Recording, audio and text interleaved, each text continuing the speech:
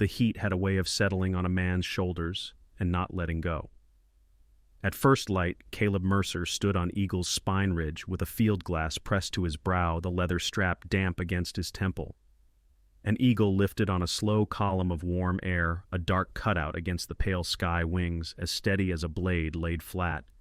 In his palm, the pocket watch clicked once and fell silent. The minute hand froze at the same tired mark. He thumbed the case and felt the burr along the edge, a tiny snag of metal that always found him.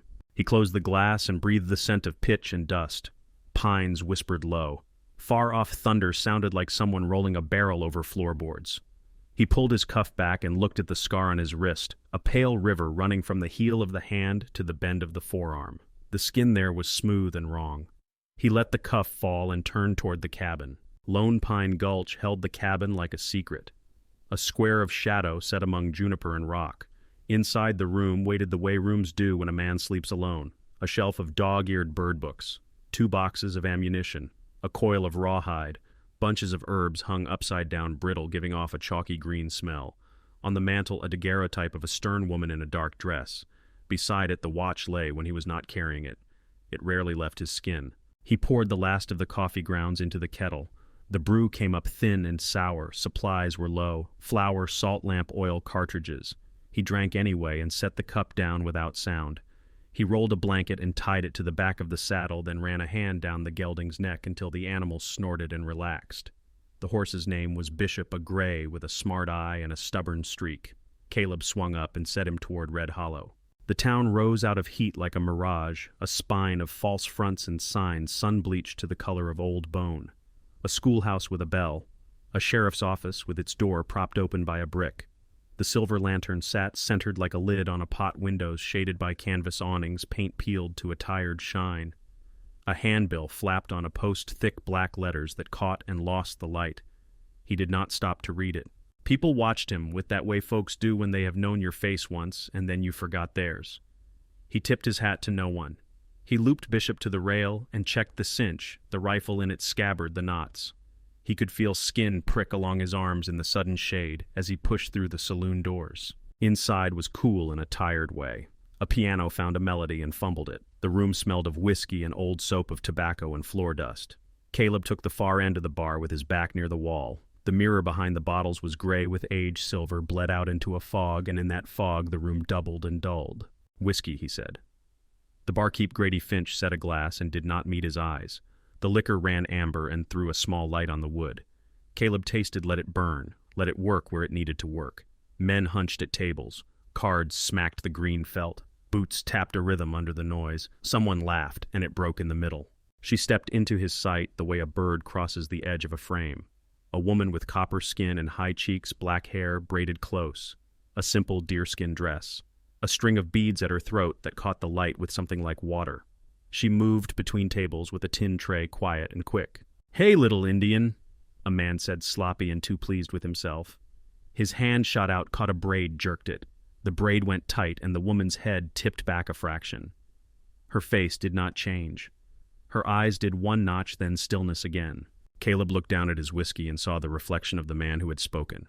Barrett Kane, thick across the shoulders, beard the color of iron rust. A man who had learned that being loud could carry the day when truth could not. "Sit with us," one of Kane's men said. He had the long jaw of a mule and wet lips. "We're friendly." "I am working," the woman said. Her voice was low and even. She tried to pull free. The braid held. Grady Finch polished the same glass twice. Someone coughed. The piano stopped. Caleb set the glass aside and stood. He did not hurry.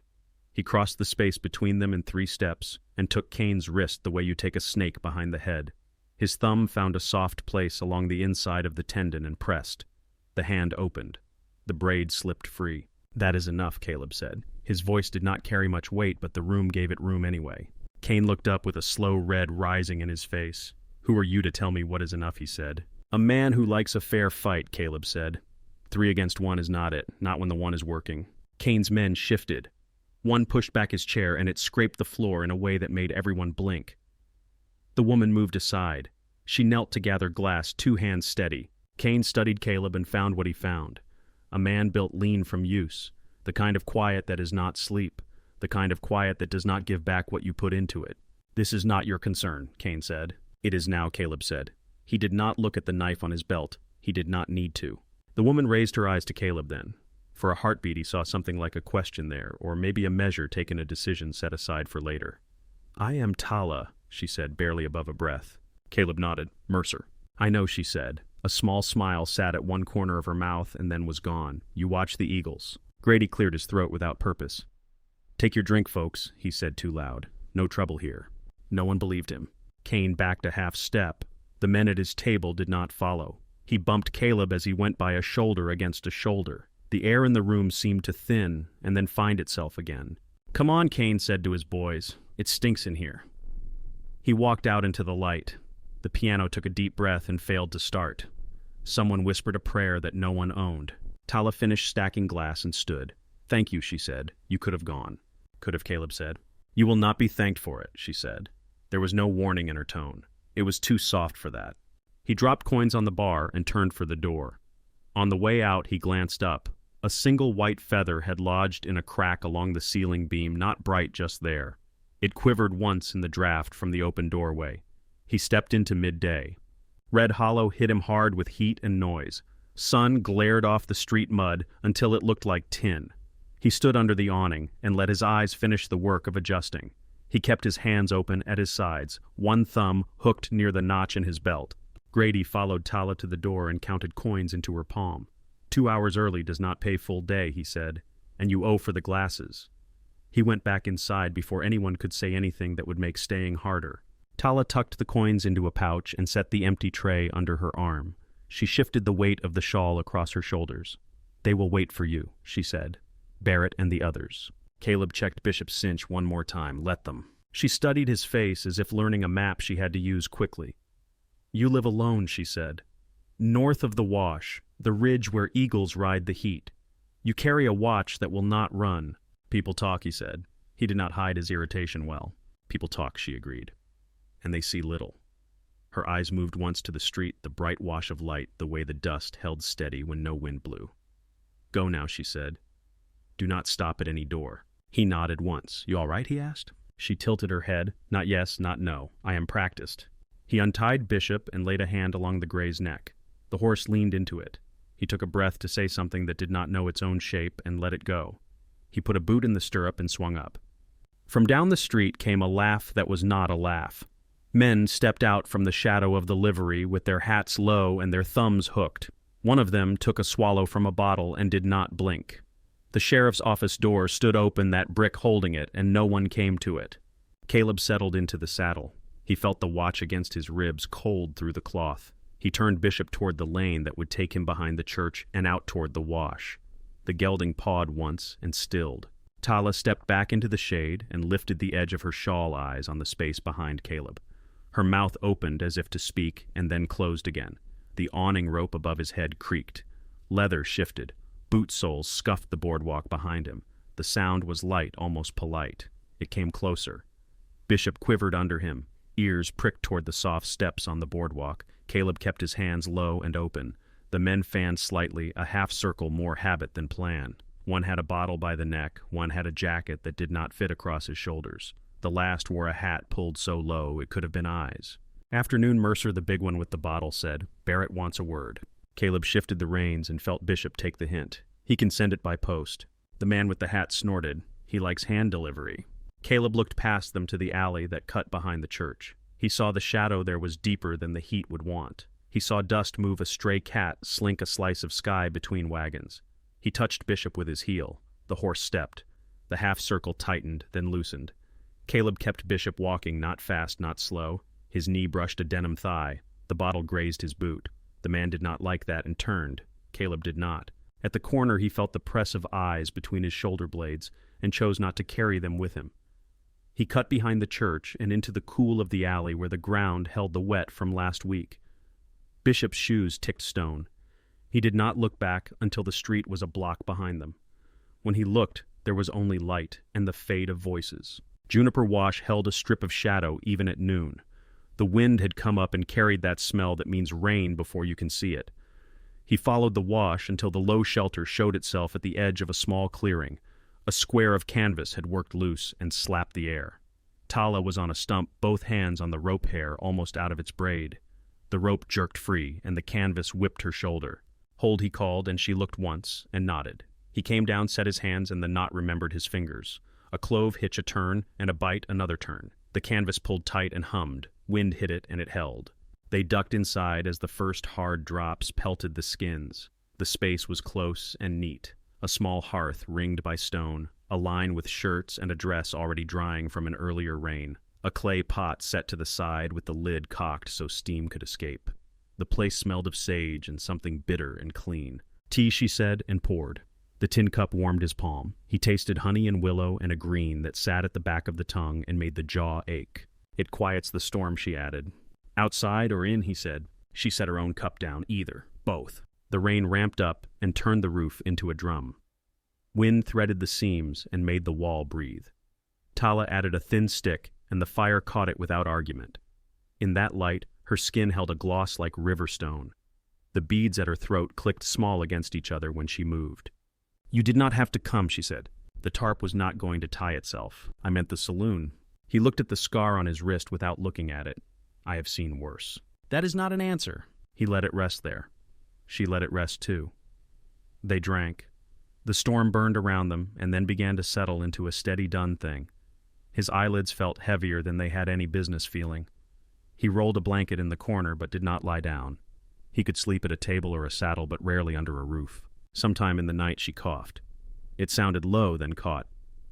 He found the kettle by touch and pushed it toward the hotter coals. He waited on the cough to die out and then listened for it again. It came. He felt a small ripple of cool air where the seam had lifted and pinned it with a stick.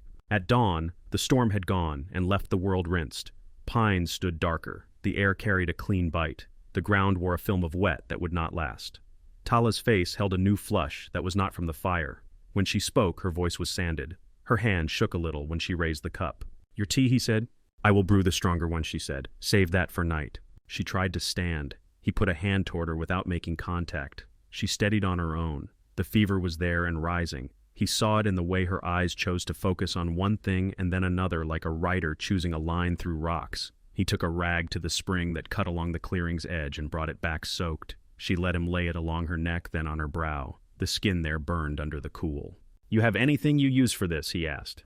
Willow, she said, and gestured to a small bundle. The bundle felt dry and right in his hands. He broke the bark with his fingers and set it to steep. She tried to smile when he handed it back. It did not sit well on her face. You did not have to stay. The storm did what it wanted, he said. It closed the way out. That is not an answer either. By noon, the fever had its own rhythm. She drifted and woke. Sometimes she spoke in words he knew, sometimes not. Names slid out: a mother, a hillside, a thing with wings. He sat by the door and cleaned his rifle because a man needs to do a thing that will not fight him when the rest of the day does. He checked the sights by the edge of the light.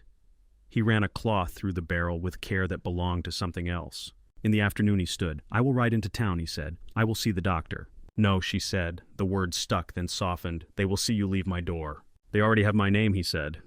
He folded the rag twice and set it back to her forehead. This needs the right hand. She looked at him a long time. He watched the argument move across her face like light past a window.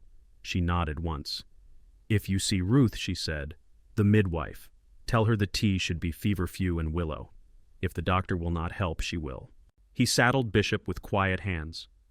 He left the watch on its chain where it lay under his shirt. He took only what he had to take. When he looked once over his shoulder, Tala had her eyes closed. Her breath had lost the hitch.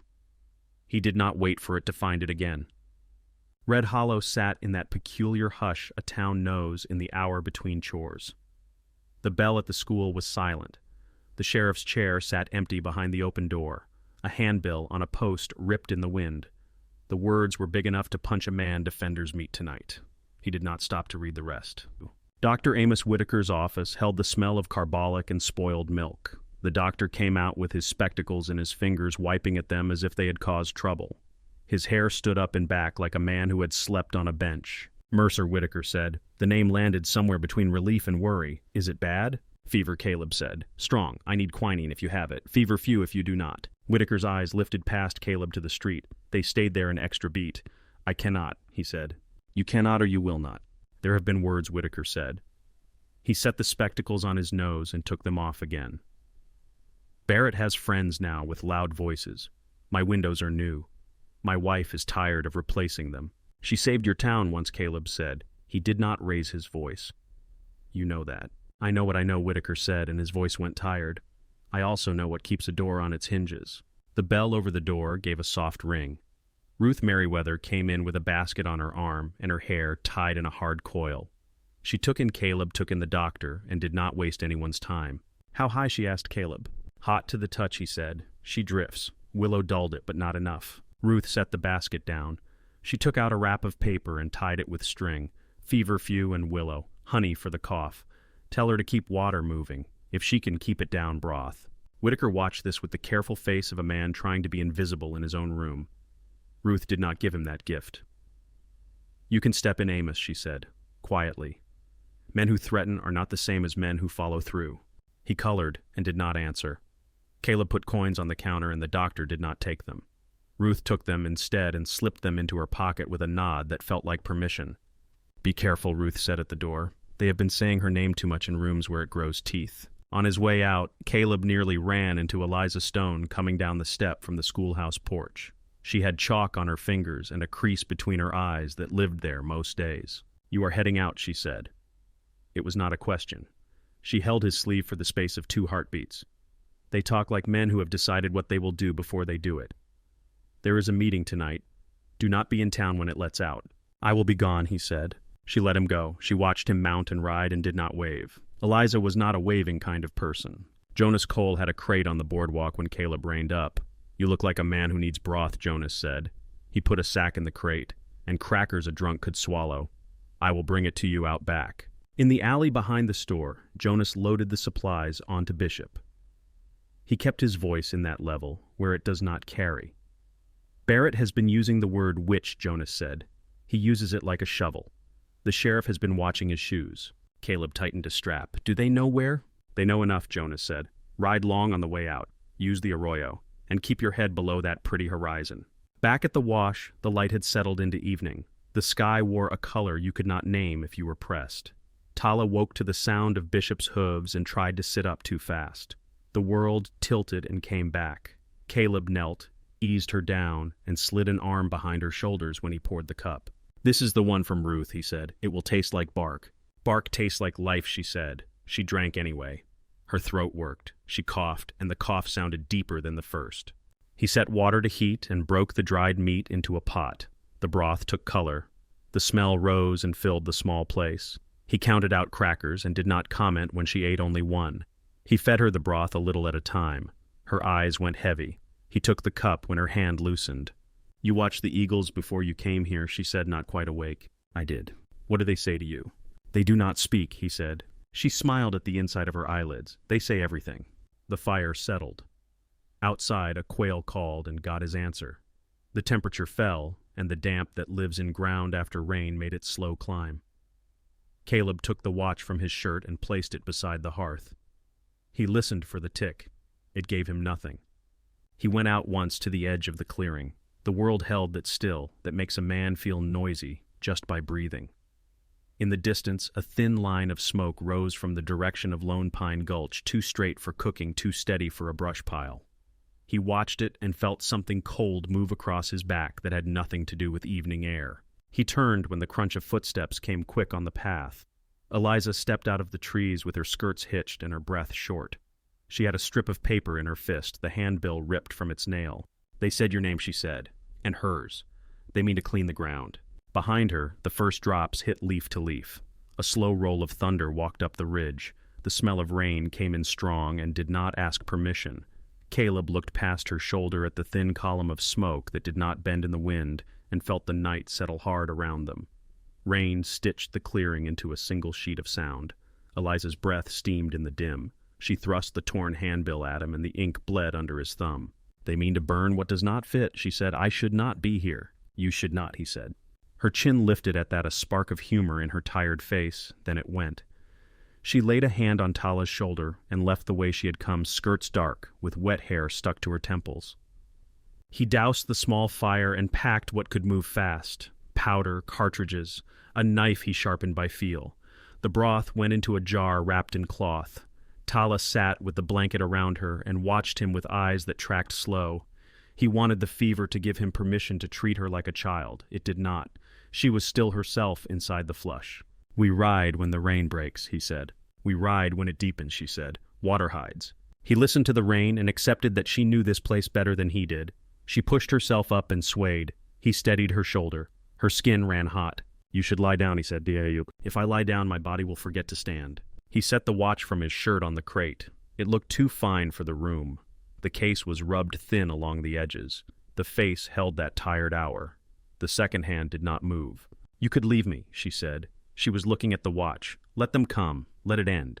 His jaw worked. "No, that is not an answer. It is the only one I have." A seam in the roof spit cold on the back of his neck.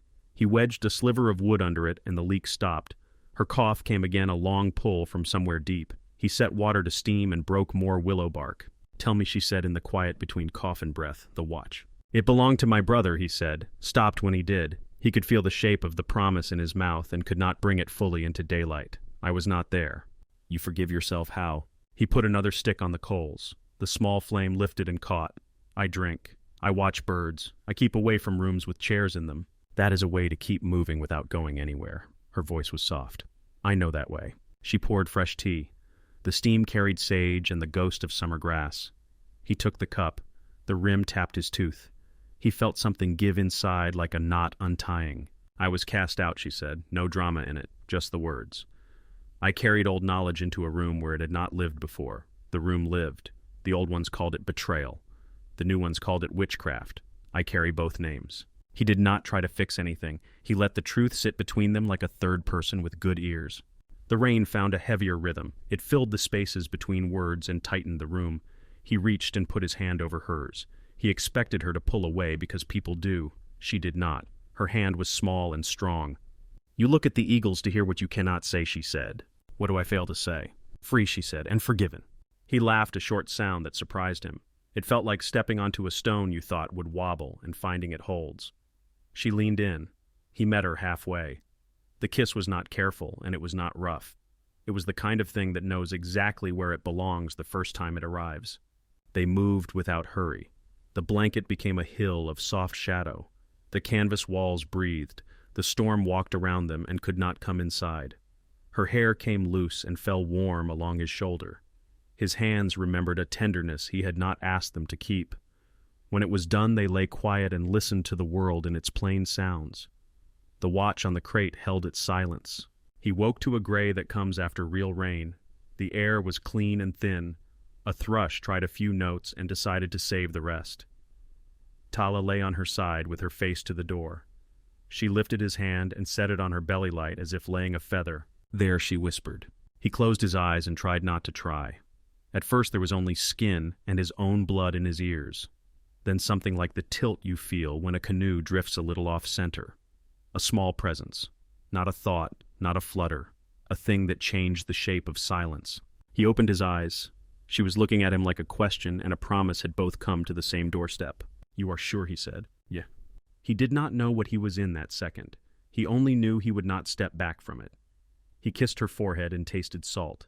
He let his hand rest where she had placed it. Outside, the light shifted along the edge of the doorway. He stood. The thin column of smoke toward Lone Pine Gulch had fattened and turned mean. It did not bend despite the breeze. He heard no cow low and no dog. He heard the kind of quiet that means men are trying to make a sound look like it happened by accident. "We go now," he said. They packed quickly because there was nothing to pack. He saddled Bishop and cinched him tight. Tala stepped into the stirrup and swung up with more grace than strength. He followed and set his arm around her to steady her on the ride. Her hand covered his without thinking about it. They took the arroyo that Jonas had named. Sand gave way under the hooves and threw very little. The rain had smoothed the banks and made their passage look like water had done it. Cottonwoods lined the bend and held the last of the drops. Bishop went careful like a horse that understood he was being asked to do a smart thing. They kept to low ground. Once he cut across granite to leave a clean break in the sign.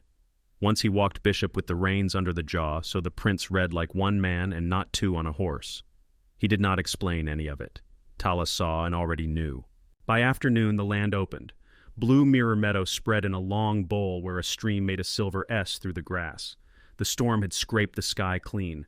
The high peaks wore a new dusting on the collars. Water and grass, he said, a good place for a rest. She looked around and shook her head. Too many eyes on the ridges. No cover if a shout comes. They watered Bishop in a cut where the bank hung over like a lip. He let the horse drink and then pulled him away. He took a swallow and handed the canteen. Tala sipped and nodded. The color in her face had settled into human again. The fever was quieter. Her breath had steadied. He felt a part of himself let go of a thing it had been holding since last night. The first riders showed small on the far edge of the meadow. 3, then 4. Sun hit a bead of water on a boot heel and threw it off like a signal. He watched without moving. Bishop flicked an ear. "Kane," she said. "The river cut into rock where the valley pinched." He pointed. "There, the pass." Whispering Narrows did not announce itself until you were in it. The walls rose straight and close enough a man could put a palm on either side if he dared. The stream ran shallow across a stone floor polished by years of water. Sound did odd things. A whisper felt like a shout right at your own ear. They moved single-file Bishop, stepping with high knees, the water throwing chill up his legs. Caleb led. Tala slid down inside the entrance to a pocket of rock where brush had gathered like a nest. He unsaddled Bishop because the animal would need to turn and not panic when the time came. He tied him short enough to keep him from running, long enough to keep him from drowning if he slipped. "Stay behind the big stone," he said. "Do not come out if you hear me talk. Do not come out if you do not." She put her hand on his chest and held it there for the space of 2 breaths. "You will not shoot to kill, if you can help it." "I will not," he said. He put his hand over hers and let it feel his answer. He sat behind a shoulder of rock that looked down the throat of the Narrows. The first rider eased in careful pistol out, horse nostrils flaring at the echo. Caleb did not shoot the man. He took the horse through the meat of the front leg. The animal screamed and sat and scrambled backward into the next mount. The second rider threw his weight to save the fall and dropped his gun into water that took it whole. "Back out," Caleb called. "Nothing good waits in here. Go home." Barrett Kane's voice came flat along the stone. "You always did think your words were salt and light, Mercer." "You have already bled for this," Caleb said. "None of it for the cause you named." "Hand me the witch," Kane said. "Walk away." "Not happening." The Narrows filled with tension that had the shape of silence, but not the peace. The second rider found another pistol. A shot came hard and wild. Stone spat and sang around Caleb's ear. He put a bullet close without taking a life. It said what needed saying. Light died slow in that cut. Sun went from gold to brass to pewter. Cold came up through the soles. Tala's cough ticked once and held itself down. He could feel her behind the big rock the way you can feel a heat that is not on your skin. Night reached in and took the color out of things. The stream held the last of the light and then let it go. "They will bring more," she said from behind him. Her voice did not carry. The stone brought it to him anyway. "We hold," he said. She was quiet, then spoke again. "There is a way out under the water, a small passage. It opens on the other side of the ridge. I can crawl it." "No." "I can move faster than you. I can bring my people." "No. They will not let a mescalero bleed on summer ground without answer. You know this even if you do not know our paths." He tried to build the wall again, and could not find the brick he had used all his life. She placed her hand on his ankle, a small pressure that reached bone. "Our child," she said. "Not drama, plain as stone. Let me try." He swallowed. The word child in her mouth changed the shape of every plan he did not want to make. He counted the cartridges. He counted the breaths between drips. He set the count down and looked at her. He nodded. They moved quickly and without noise. She took a small knife and a pouch of tinder that she might not be able to use on the other side if the passage held water. She wound a strip of cloth around her braid and pinned it short. He wanted to say a thing like a vow and could not trust the form it would take. He put both hands on either side of her face and kissed her once. "Wait for full dark," he said. "I will make noise toward the mouth." She slid into the cold without a sound. The water closed. In the dim he saw a ripple and then nothing. He fired twice toward the entrance.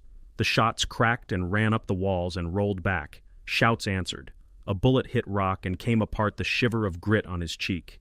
He kept up enough fire to tell a story and not enough to spend his future. The stream carried his smoke away. Then a sound rose that did not belong to night. An eagle called, pure and high. The note hung under the canyon roof like a bell. The hair along his arms lifted. The horses at the entrance stamped and blew. The sound of hoofbeats came on the rock beyond the bend. Not 3, not 4. Many. Men shouted in a tongue that turned the air sharp. Another volley cracked, not aimed at him. The entrance became a chaos of light and echo. A body hit water and stopped making choices. A horse screamed and then ran. A voice came in careful English from the mouth of the Narrows. "Woman who makes medicine, are you safe?" Tala's laugh came back thin with cold and full of something that sounded like relief. Here she called, and the word carried. Here. Water ran off the rock in cold threads and turned the floor of the Narrows slick as glass. Shadows moved at the mouth of the cut. Men on small tough horses, hair-braided faces still. The first of them eased in with a bow strung and an arrow laid across it. His eyes found Caleb, then slid past to the deep pocket of stone where Tala had hidden. "Swift arrow," Tala called in Mescalero voice, thin with cold. He answered in the same tongue, quick a cadence like hoofbeats on packed dirt. Then, in English careful and flat. "You stand," he said to Caleb. "Good." Caleb lowered the rifle without letting it leave his hands. The men fanned to the sides, took the reins of the two riderless horses, and pulled the bodies out into the wider light. At the entrance, a few of Barrett's men had already turned their mounts. A shout, then another. The rest of the sound faded like a quarrel in the next room. Swift Arrow stepped closer. "You come," he said. He looked once to Tala, then back to Caleb. "You keep your weapon, for now." Tala came up out of the side pool braid, dark and heavy with water, face colorless and calm. She put a palm on Caleb's chest and left it there long enough to feel the heart. The corner of her mouth lifted and fell. "Your people," he said, and she nodded. They brought Bishop into the open and let the horse smell the others, so he would settle. Swift Arrow spoke low to one of the riders, and the man swung down and handed Tala a dry blanket. She wrapped it around her shoulders and leaned into the heat that still lived in Bishop's flank. When she looked up at Swift Arrow, something like embarrassment flickered across her face and was gone. "Cousin," she said. It sounded like a word she had not used in a long time. He gave the smallest of nods. His attention slid back to Caleb. "My uncle's woman says you helped," he said. "Sometimes the thing needs doing," Caleb said. "That is not an answer," Tala murmured, and Swift Arrow's mouth twitched a suggestion of a smile that did not quite make it. They moved at a trot until the Narrows was a seam behind them, and the meadow took the night like a blanket. The air smelled of wet sage and stone. Hooves made hollow notes. Once high above, a shape crossed the moon and was gone before a man could put a name to it. Tala's teeth chattered once. Caleb swung out of the saddle, took off his coat, and set it over her shoulders without comment. She pulled it tighter and did not thank him out loud. By first light, they reached a valley that held a lake like a coin set into a palm. Lodges ringed the water smoke, rising straight in the early chill. Dogs ran the edge of the camp and barked once, then twice, then fell in behind like they had a job. Children came in pairs and then in threes, stopped, stared, whispered. The smell of meat hung low with the wood smoke. Swift Arrow lifted a hand and the camp drew a breath together. He led them to the center fire where an old man sat with his legs folded and his hands loose on his knees. An old woman sat at his side with a shawl drawn up around her shoulders, eyes that held a light that was not from the flames. Swift Arrow spoke first, a flow of mescalero that rose and fell like wind through grass. He pointed once to Caleb, once to Tala, then toward the path by which they had come. The old man listened without blinking. The old woman watched Caleb with the mild attention you give a fire that has not yet chosen which way to go. When Swift Arrow finished, the old man said one sentence in English. "You leave your iron," he said. Caleb unbuckled the belt and set the colt and knife together on a flat stone. He slid the rifle from his shoulder and held it a second longer than he should have, then let it go. Men took the weapons and vanished like fish back into water. The old woman spoke to Tala. Hands touched. Tala's mouth tightened. She nodded and let herself be led away by two women with faces that looked like hers in profile. She did not look back at Caleb until she reached the first line of lodges. When she did, she lifted her chin, that fraction that can mean courage or agreement or a promise you are not ready to say. Swift Arrow touched Caleb's elbow. "You rest," he said. "The council talks." He pointed to a small lodge at the edge of the camp. Inside, pine boughs had been set under a buffalo robe. A clay bowl of water sat near the door. A strip of dried meat, a twist of dried berries. Caleb sat and felt the exhaustion arrive like a man who had been walking along behind him just out of sight. He took the pocket watch out of his shirt and set it by the bowl. The face stared up with its dead hand. He closed his eyes. When he woke, the light had turned from white to the pale yellow of mid-morning. The lodge entrance lifted, and Swift Arrow came in with a bowl of stew that put steam in the air. "Eat," he said. He sat his wounded shoulder bound up under a strip of dark cloth that had bled through and dried. "You shoot a horse," he added, "not a man." Caleb tasted fat and a clean salt. The heat traveled into the places that had emptied out during the ride. He stared at the bandage. You pushed me. You were in the way, Swift Arrow said. No drama in it, only fact. The old woman will see you. He meant the one by the council fire. She came as he said it, a shadow at the door, then a shape filling the space with that unhurried certainty some people carry into every room. She seated herself across from him and took his left hand without asking. Her palms felt like leather that had held water many times and dried in the sun. She turned his wrist and traced the scar with a fingertip. This wound you gave yourself, she said. Her English carried the rhythm of a drum you hear from across a clearing. It loves to remind you who is in charge. He did not answer. She released his hand and studied his face. Show me how you look when you watch the big birds. It was an odd request. He let his breath lengthen, let his eyes loosen, and find the far edge of a thing without chasing it. He imagined the ridge and the column of warm air. He imagined the line of a wing. He took the tightness out of his jaw. The old woman nodded once. Good, she said. Your uncle stood that way. The word stopped him. He tried not to chase it and failed. My uncle. A traitor, she said. A man who drew the eagle and wrote the first line of his name under it.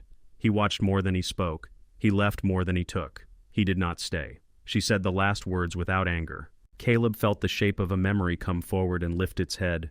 Pencil sketches in a folded book. Notes about birds. His mother's brother who had drifted west and then fallen out of every story. He saw the sure line of graphite on paper and the way the wrist had turned. It made a small pain behind his rib.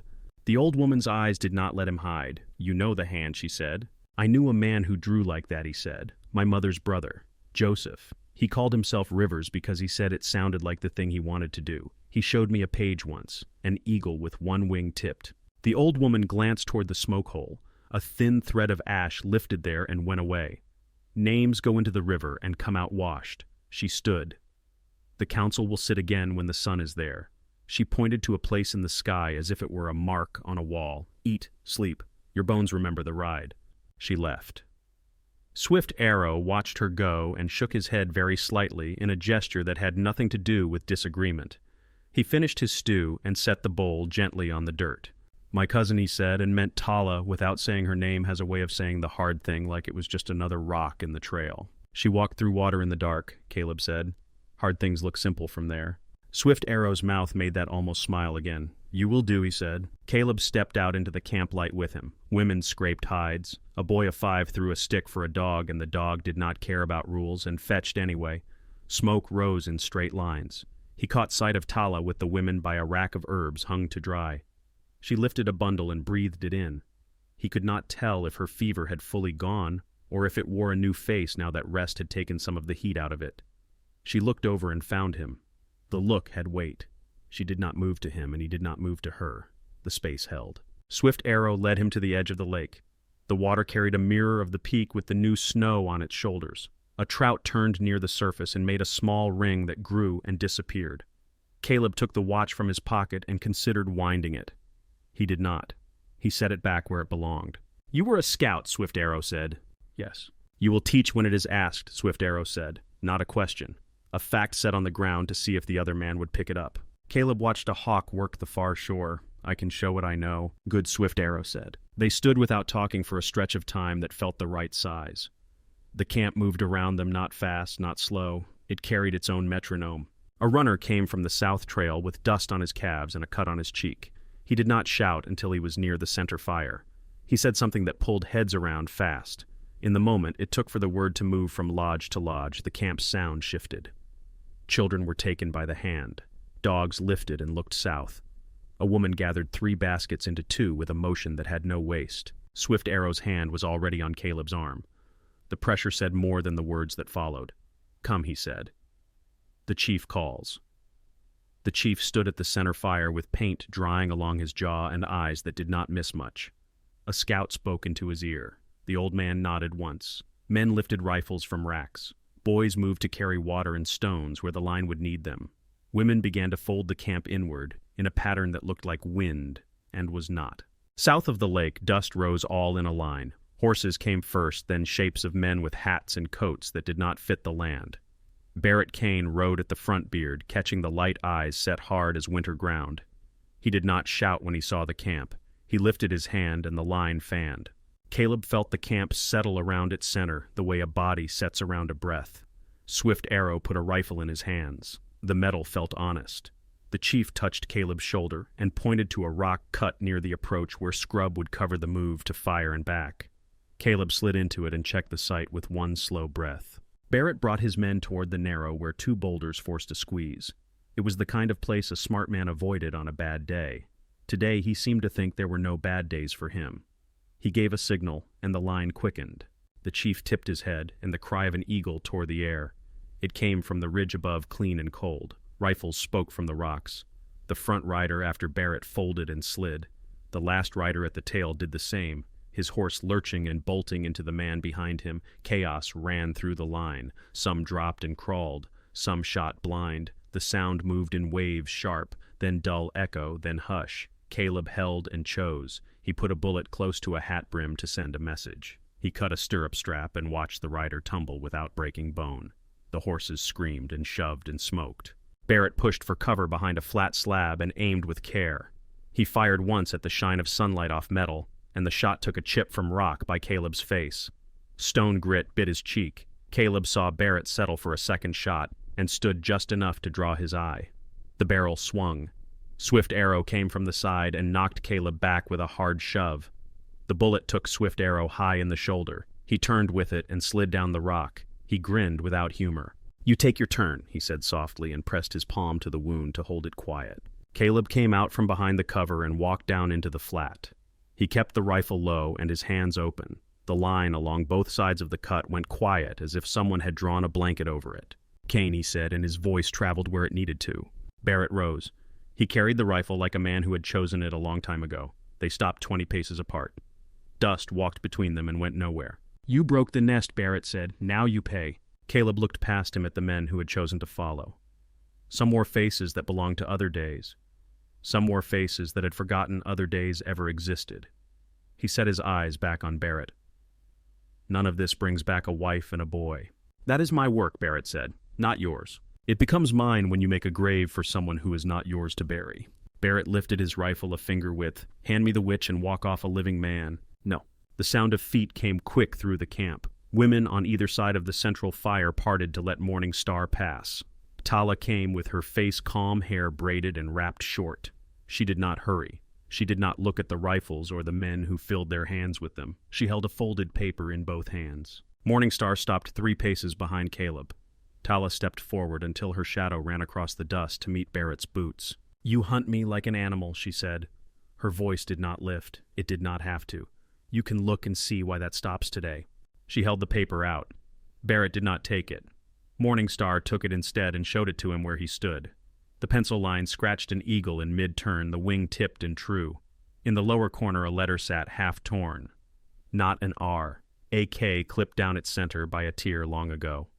Morning Star spoke in a voice that sat under the noise and made it smaller. "Your father drew this," she said. "He put only a letter because paper was short. He put his truth in half signs. Nathaniel K. Kane. He used another name when it suited him. Rivers. Reeves. Water wears new beds." Barrett's mouth opened and closed once. He shook his head. "I do not favor lies." "Look at her eyes," Morning Star said. "Then look in a glass and look at yours." Barrett did. He blinked. The color there was odd and golden and not common. "Your father came here long ago," Morning Star went on. "He loved a woman and left a child. He went east and loved another and left a child. You are both his children." The line behind Barrett loosened as if a rope had been cut. A man lowered his gun all by itself. A horse snorted and tossed its head like it was done with the day. Barrett's rifle moved to point at ground. His knees bent a little as if the earth had gone soft. He caught himself and stood. "No," he said, and the word looked small in the air. He tried again. "No." Tala stepped closer.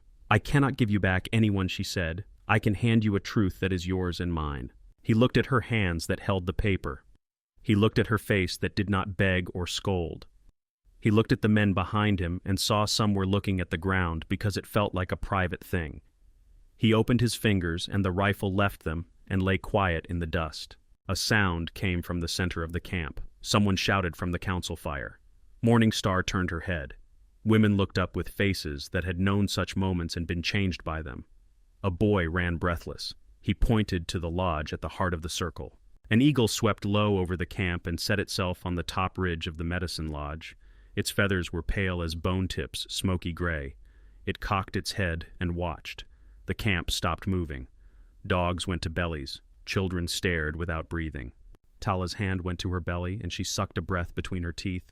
Her eyes blinked slow, and then went wide with a different sort of light. Morning Star took her elbow, then her wrist.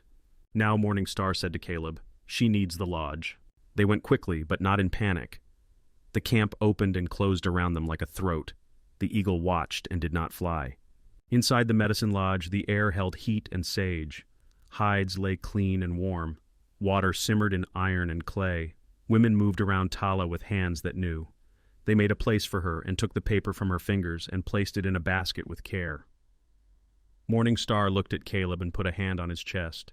"You wait outside," she said. "Your work is there." He backed out into the sunlight. The camp breathed with him.